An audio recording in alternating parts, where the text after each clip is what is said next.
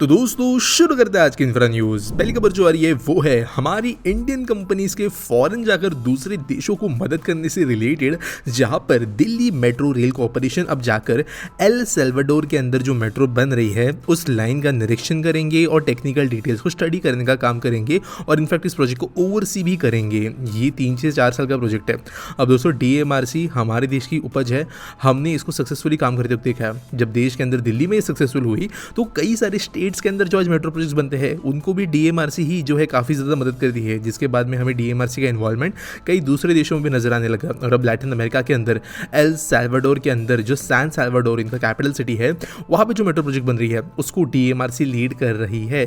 अपने आप में दोस्तों ये एक अच्छी बात है। जैसे हमें अभी अमेरिकन कंपनीज, यूरोपियन कंपनीज और एक हद तक चाइनीज़ कंपनीज़ की भी मदद लेनी पड़ती है। जैसे फॉर एग्जाम्पल हमारा बुलेट ट्रेन के अंदर हम जापानीज़ की मदद ले रहे हैं, वैसे हमारे मेट्रो सिस्टम सब इतने एडवांस बन गए हैं कि हम दूसरे देशों की मदद कर रहे हैं जाकर।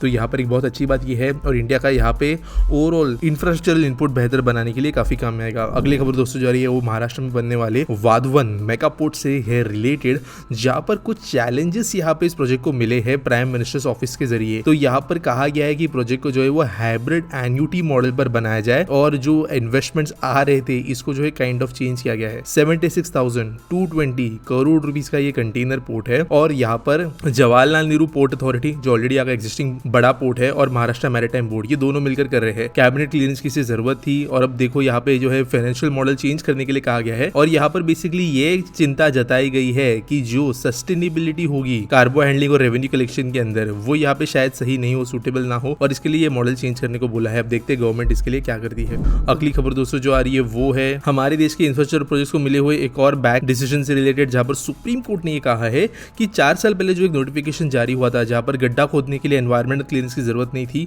इसको अभी क्वाश कर दिया जाएगा। अब इसका मतलब क्या दोस्तों, कोविड के टाइम पे आप जानते हो प्रोजेक्ट्स का जो एक्सपांशन काफी तेजी से शुरू हुआ था। तो यहाँ पर बेसिकली हाईवे प्रोजेक्ट्स हो गए, कई दूसरे प्रोजेक्ट्स हो गए, पाइपलाइन वगैरह, उनके लिए जो गड्ढा खोदना होता है रोड के अंदर या कहीं पर भी, उसके लिए गवर्नमेंटल बॉडीज को एनवायरमेंटल क्लियरेंस लेने की जरूरत नहीं थी और इसलिए आप जानते हो कि प्रोजेक्ट्स की स्पीड जो तेजी से बढ़ गई थी। अब अगर आप जानते होंगे थोड़ा भी इंफ्रास्ट्रक्चर के बारे में तो आप समझते हो कि एनवायरमेंटल क्लियरेंस लेने में महीनों निकल जाते हैं, लेकिन अब कोर्ट ने कहा है कि फिर से हर एक चीज के लिए, छोटे से छोटा गड्ढा खोदने के लिए जो है परमिशन लेनी पड़ेगी एनवायरमेंटल बॉडी से। अब इसकी वजह से कई प्रोजेक्ट्स का काम हमें डिले होते हुए नजर आएगा।